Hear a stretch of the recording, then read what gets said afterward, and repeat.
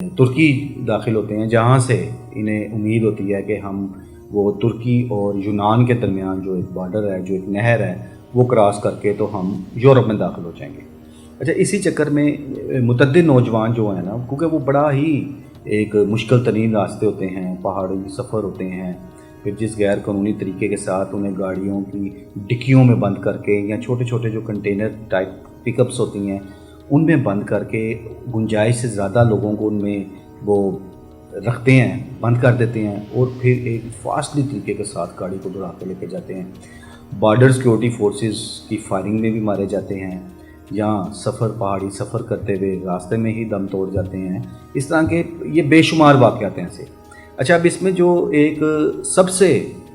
अहम बात जो है वो यही है कि जिस तरह भी ये हाल ही में वीडियोज़ सामने आई हैं जिसमें नौजवानों को एक बुरे तरीके के साथ ना सिर्फ तशद्दुद का निशाना बनाया जा रहा है,